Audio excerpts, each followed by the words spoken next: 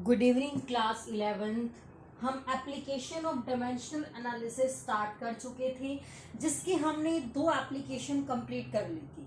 ठीक है, जिसमें हमने फॉर्मूला की करेक्टनेस को चेक किया था और सेकंड एप्लीकेशन में हमने कन्वर्जन ऑफ यूनिट सीखा था, SI to CGS, CGS to SI, या फिर कोई न्यू सिस्टम हमें किसी में अगर चेंज करना है तो वो हमें कैसे सॉल्व करना है। ठीक है, आज हम इसकी थर्ड एप्लीकेशन सीखेंगे और लास्ट एप्लीकेशन सीखेंगे to derive relationship among physical quantities. इसकी हेल्प से हम डायमेंशनल एनालिसिस की हेल्प से हम फिजिकल क्वांटिटीज के बीच में रिलेशन निकाल सकते हैं। हाँ, और इसके लिए सिर्फ आपको चाहिए क्या कि आपको ये पता होना चाहिए कि जिस फिजिकल क्वांटिटी का आप रिलेशन निकालने जा रहे हैं वो फिजिकल क्वांटिटी किस किस टर्म पे डिपेंड करती है। बस इसके अलावा आपको कुछ भी पता कराने की नीड नहीं है।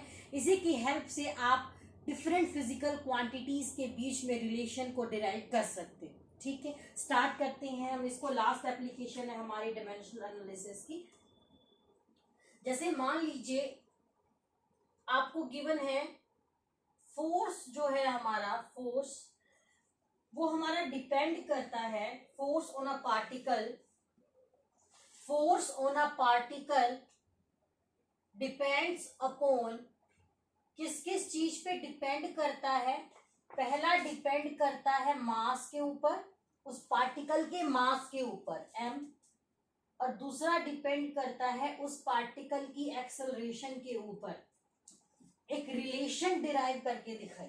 ठीक है, चलिए अब हमें इतना पता है कि जो फोर्स है वो मास और एक्सेलरेशन पे डिपेंड करता है, तो हम यहाँ लिखेंगे फोर्स डिपेंड करता है मास पे, तो मास की पावर a। हमें नहीं पता वो कितना है। ठीक है, हम a लेके चलेंगे। एक्स वाई जेड भी आप ले सकते हैं, जो आपका मन करे वो आप रख सकते हैं। ठीक है, x लिख लीजिए।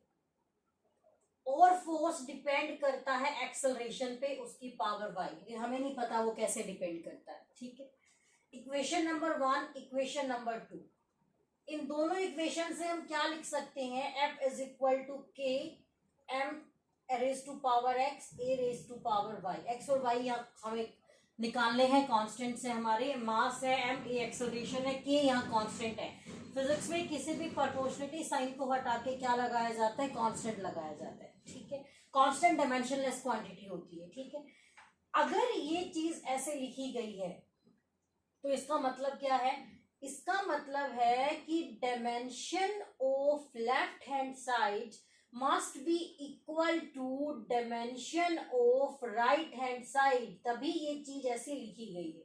प्रिंसिपल ऑफ होमोजेनिटी यही तो कहता है कि अगर दो इक्वेशन इक्वेट हो रही हैं और अगर वो सही हैं तो मतलब लेफ्ट हैंड साइड का डायमेंशन राइट हैंड साइड के इक्वल होने वाला है। तो यहाँ हमने प्रिंसिपल ऑफ होमोजेनिटी भी लगा दी है हमारा। आगे मेरी बात समझ में क्या कह रही हूँ, ठीक है ना। तभी तो ये चीज सही हो पाएगी ना, अगर इसका डायमेंशन इसके इक्वल है तो। चलिए डायमेंशन इक्वल करते हैं। फोर्स का dimension MLT-2, K is dimensionless, mass का डायमेंशन m, एक्सेलरेशन का डायमेंशन क्या होता है M0LT-2 raise to power y। मैंने फर्स्ट वीडियो में ही आपको कहा था कि जब तक आपकी डायमेंशन फॉर्मूला पे पकड़ नहीं होगी आप इसकी एप्लीकेशन पे इसको अप्लाई नहीं कर पाओगे। ठीक है, चलिए इसको सॉल्व करते हैं। m raise to power x, l raise to power y और t raise to power -2y। Simple solve किया है। इधर क्या है MLT-2। कंपेयर करेंगे, पावर को कंपेयर करेंगे। अगर हम पावर कंपेयर करेंगे, इधर m की पावर x, इधर m की पावर 1, तो x की वैल्यू कितनी आ गई 1। यहाँ l raise to power y, यहाँ l रेज टू पावर 1, तो y की वैल्यू भी कितनी आ गई 1। आप यहाँ से भी देख सकते हैं t की पावर -2y, इधर t की पावर -2, तो यहाँ से भी y की वैल्यू कितनी आ रही है 1 आ रही है। ठीक है, ये दोनों वैल्यू उठा के हम यहाँ पुट करेंगे इस फॉर्मूला के अंदर। यहाँ जब पुट करेंगे तो f इज इक्वल टू के m की पावर 1, a की power 1। If we take k is equal to 1, then f is equal to ma। ये हमारा न्यूटन का सेकंड लॉ था जो हमने 9th क्लास में भी पढ़ा था। f is equal to ma। आप पढ़ेंगे इसको, थर्ड यूनिट में भी पढ़ेंगे।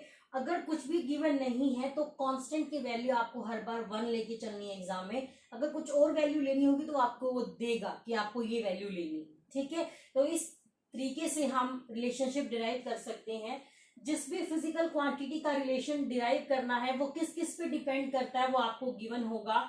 तो उसकी इस तरीके से आपको टर्म्स बनानी है, m की पावर x, a की पावर y, कुछ और होता है तो उसकी पावर z कर देते हैं हम। तो इस तरीके से कंबाइन करके लेफ्ट हैंड साइड और राइट हैंड साइड का डायमेंशन इक्वेट करके आपको ये चीज सॉल्व करनी है। ठीक है, चलिए एक और डिराइव करते हैं हम। फोर्स जो है इस बार डिपेंड कर रहा है आपका मास पे, वेलोसिटी पे, मास पे डिपेंड कर रहा है, वेलोसिटी पे डिपेंड कर रहा है, वेलोसिटी पे, और जिस सर्कल में वो पार्टिकल घूम रहा है उसकी रेडियस पे डिपेंड कर रहा है, रेडियस पे। मतलब कि जो फोर्स है किसी पार्टिकल पे, जो फोर्स लग रहा है वो इस बार 3 फैक्टर्स पे डिपेंड कर रहा है, उस पार्टिकल के मास पे, उस पार्टिकल की वेलोसिटी पे, और जिस सर्कल में वो पार्टिकल घूम रहा है उसकी रेडियस पे। ये आपको गिवन है, रिलेशनशिप निकालना है। चलिए, एफ डिपेंड कर रहा है m raise to power x, F depend कर रहा है v raise to power y, F depend कर रहा है r raise to power z। Combine all three, f is equal to k m raise to power x, v raise to power y, r raise to power z। अगर ये equation सही है तो left hand side का dimension किसके equal होगा, left hand side के dimension के इक्वल होगा। f का dimension mlt minus 2, k is dimensionless, mass का m, वेलोसिटी का lt माइनस 1, रेडियस एक लेंथ ही तो होती है तो l raise to power z, यहाँ y आएगा। ठीक है, m raise to power x, यहाँ l raise to power y, यहाँ l raise to power z, तो l raise to y plus z। ठीक है, बेस से पावर ऐड हो जाएंगी। t raise to power minus y, और कहीं भी t दिखाई नहीं दे रहा आपको, mlt माइनस 2। पावर हम कंपेयर करेंगे, x की value 1, y plus z is equal to 1, minus y is equal to minus 2, तो y की वैल्यू कितनी आ गई 2, y 2 आ गया, x 1 आ गया, y इज इक्वल टू 2 यहाँ पुट करेंगे, 2 plus z is equal to 1, तो यहाँ से z की वैल्यू कितनी आ गई 1। ठीक है, x y z की वैल्यू उठा के यहाँ पुट करेंगे, f is equal to k की वैल्यू हम 1 लेके चलेंगे, m v square r, r की वैल्यू कितनी है, सॉरी z है ये, तो z is equal to 1 minus 2, यहाँ वैल्यू माइनस 1 आएगी, तो माइनस 1 है हमारे पास, r as to power minus 1, तो इसको हम क्या लिख सकते हैं, एम वी स्क्वायर, r को नीचे लेंगे 1 बाय r लिख सकते हैं, r की पावर माइनस 1 को, तो रिलेशनशिप आ गया f is equal to M V square upon r if we take k is equal to 1। ठीक है, तो इस तरीके से जो है हमें रिलेशन जो है वो डिराइव करके दिखाने हैं। ठीक है, चलिए एक क्वेश्चन और सॉल्व कर लेते हैं। एनसीईआरटी क्वेश्चन है हमारा, टाइम पीरियड, टाइम पीरियड के ऊपर कौन कौन सी टर्म कैसे डिपेंड करती है उससे रिलेटेड है। चलिए एक क्वेश्चन और कर लेते हैं। टाइम पीरियड है ये आपका 10th यूनिट में आएगा, वेव ऑसिलेशन में, ये वाला जो रिजल्ट है आपके पास। और अभी जो रिजल्ट हमने डिराइव किया है is equal to M V square upon R, ये वाला जो रिजल्ट है हमारा, ये रिजल्ट हमारा सेंट्रीपिटल फोर्स का होता है। ठीक है, अभी क्या कह रहे हैं, एक सिंपल पेंडुलम है हमारे पास और वो ऑसिलेट कर रहा है ग्रेविटी के साथ, तो उसका जो टाइम पीरियड ऑफ ऑसिलेशन है, टाइम पीरियड यानी कि T, time period of oscillation depend करता है आपका मास के ऊपर, मतलब जो सिंपल पेंडुलम है आपके पास, उस पेंडुलम के नीचे जो बॉब लगा हुआ है उसके मास के ऊपर डिपेंड करता है हमारा, और डिपेंड करता है उस पेंडुलम की लेंथ के ऊपर, पेंडुलम की लेंथ के ऊपर, और डिपेंड करता है acceleration due to gravity small g के ऊपर, क्योंकि वो ग्रेविटी के अंडर ऑसिलेट कर रहा है। ठीक है, चलिए टी डिपेंड करता है M raise to power X, T depend करता है लेंथ की पावर वाई, टी डिपेंड करता है ग्रेविटी की पावर जेड। ठीक है, इस तरीके से हो गया हमारा। कंबाइन करेंगे, T is equal to K M raise to power X, L raise to power Y, G raise to power Z. इस पर क्वेश्चन में गिवन है कि कांस्टेंट की वैल्यू आपको 2 पाई लेके चलनी है, गिवन होगा कुछ भी चेंज करना होगा तो। टाइम पीरियड तो टी ही होता है, कांस्टेंट का डायमेंशन नहीं होता, मास की डायमेंशन एम होती है, लेंथ की डायमेंशन एल होती है, ग्रेविटी एक्सेलरेशन ही तो है जी, और तो कुछ नहीं है, तो जो डायमेंशन एक्सेलरेशन का होता है वही इसका हो जाएगा हमारे पास। ठीक है, M raise to power X, L raise to power Y, T raise to power, L raise to power Y है हमारे पास, और यहाँ जेड है तो वाई प्लस जेड, और T raise to power minus 2 Z. ये टी हो गया, ठीक है। अब कंपेयर करेंगे, इधर एम की टर्म ही नहीं है तो इसका मतलब एक्सप्रेशन एम पे डिपेंड ही नहीं करता। एक्स की वैल्यू कितनी आ गई, 0 आ गई हमारे पास, ठीक है। y plus Z is equal to 0 क्योंकि हमारे पास एल की टर्म भी नहीं है, मतलब जो वैल्यू y की आएगी जेड की उससे अपोजिट आने वाली है। और minus 2z is equal to 1 क्योंकि t की पावर 1 है तो z कितना आ गया -1/2। अगर z -1/2 है तो y कितना आएगा, y 1/2 आ जाएगा, ठीक है, क्योंकि y is equal to minus Z है इस इक्वेशन से। इन दोनों वैल्यूज को उठा के हम यहाँ पुट करेंगे, c is equal to k की वैल्यू 2 पाई लेनी है, m की पावर 0, किसी की पावर 0 1 हो जाता है, l की पावर y, l की पावर 1/2 और g raise to power z तो g की पावर -1/2। तो इसको हम ऐसा लिख सकते हैं l is equal to 2 pi under the root l divide by g, क्योंकि ये -1/2 नीचे आके डिवाइड हो जाएगा। तो ये हमारा रिलेशन निकल गया टाइम पीरियड का लेंथ के बीच में और एक्सेलरेशन ड्यू टू ग्रेविटी के बीच में, ठीक है। इस तरीके से हम सॉल्व करते हैं। एक क्वेश्चन मैं आपको देती हूँ प्रैक्टिस के लिए, आप उसको सॉल्व कीजिए, उसका आंसर भी मैं आपको बता दूंगी। कोई प्रॉब्लम आती है तो आप मुझे कमेंट बॉक्स में बताएं। देखिए ये क्या कह रहा है कि आपके पास वेलोसिटी है, वेलोसिटी है of water, velocity of water वो डिपेंड कर रही है आपकी वेवलेंथ के ऊपर। वेवलेंथ एक लेंथ ही तो होती है, तो जो डायमेंशन लेंथ का होता है वही इसका हो जाएगा। वेवलेंथ पे डिपेंड कर रही है, डेंसिटी पे डिपेंड करती है, डेंसिटी मास अपॉन वॉल्यूम आपको निकालना आता है इसका डायमेंशन, और डिपेंड कर रहा है acceleration due to gravity small g के ऊपर। तो आपको रिलेशनशिप जो है वो निकाल के दिखाना है। इसका जो आंसर आएगा वो आएगा k constant under the root lambda g. Lambda से हम वेवलेंथ को दिखाते हैं, ये इसका आंसर है। इस तरीके से जो है आपको जो रिलेशन है इसका डिराइव करके दिखाना है, ठीक है। और क्वेश्चन देख लीजिए, क्वेश्चन आपके प्रैक्टिस के लिए है। फ्रीक्वेंसी, फ्रीक्वेंसी क्या होता है, 1/टाइम पीरियड, तो t-1 इसका डायमेंशन होगा। डिनोट करते हैं इसको f से कर लीजिए या फिर न्यू से कर लीजिए, कैसे भी कर लीजिए। ये डिपेंड करता है आपका लेंथ के ऊपर, टेंशन के ऊपर। टेंशन एक फोर्स होता है, तो जो डायमेंशन फोर्स का होता है वही टेंशन का होगा, इसको t से डिनोट करेंगे, ठीक है। और डिपेंड कर रहा है मास पर यूनिट लेंथ के ऊपर। सिंपल मास, सिंपल लेंथ पे भी कर रहा है और मास पर यूनिट लेंथ पे भी कर रहा है। तो मास पर यूनिट लेंथ क्या होता है, m/l, तो इसका डायमेंशन कितना हो जाएगा, ml-1। तो कंफ्यूज होने की जरूरत नहीं है, लेंथ का सिंपल l लेके चलना है आपको, ठीक है। तो इस तरीके से हमारा, इसको हम ऐसे कह लेंगे कैपिटल M, तो कैपिटल M मास पर यूनिट लेंथ है तो कैपिटल M से उसको डिनोट करेंगे, ठीक है। तो इसका जो रिलेशन आएगा फ्रीक्वेंसी का वो निकल के आएगा हमारे पास k constant divide by length, ये वाली length, under the root t tension divide by mass पर यूनिट लेंथ, ठीक है। तो ये रिलेशनशिप जो है इसका निकल के आएगा हमारे पास, ठीक है। इस दोनों क्वेश्चन आप प्रैक्टिस कीजिए। और किस टाइप का क्वेश्चन आपके एग्जाम में आ सकता है वो मैं करा देती हूँ। डिफरेंट सा क्वेश्चन है थोड़ा सा, मतलब इतना डिफरेंट भी नहीं है बट थोड़ा सा स्टेटमेंट उसका डिफरेंट है, तो उसमें कैसे करेंगे वो देख लेते हैं, ठीक है। लास्ट क्वेश्चन को वीडियो को पॉज करके आप नोट डाउन करके ट्राई कीजिएगा। क्वेश्चन क्या है, if force F, velocity V and time t are base quantities,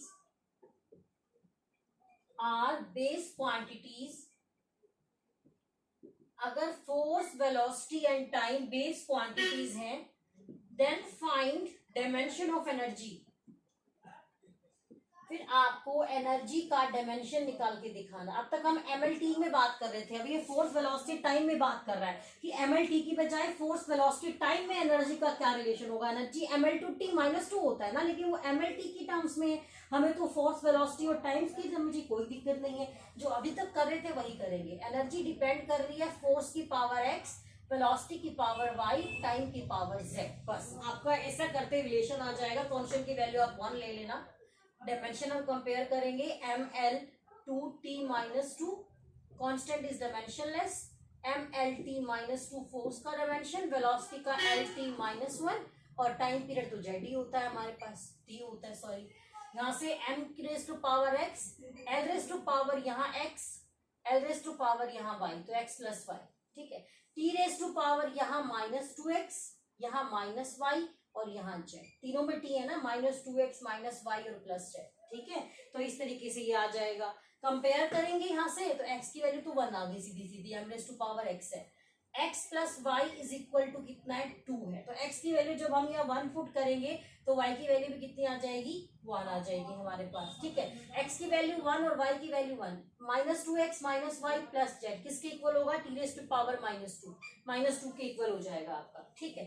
x की वैल्यू कितनी है 1, तो -2, y की वैल्यू कितनी है 1 plus Z is equal to -2, ये -3 plus Z is equal to -2, तो जेड कितना आ जाएगा, -2 प्लस 3, जेड की वैल्यू कितनी आखिर 1, तो x भी 1, y भी 1, z भी 1, तो आपका एनर्जी का फॉर्मूला क्या बन गया, FVT, ठीक है। तो एनर्जी का डायमेंशन आ गया फोर्स, वेलोसिटी और टाइम की टर्म्स में, ठीक है। इस तरीके से जो है हम इन क्वेश्चन को सॉल्व करते हैं, ठीक है। तो ऐसे भी क्वेश्चन आपके जो एग्जाम में आ सकते हैं, ठीक है। तो कंफ्यूज होने की नीड नहीं है, तीनों एप्लीकेशन बहुत इंपॉर्टेंट है, क्वेश्चन यहाँ से जरूर आता है आपके एग्जाम में।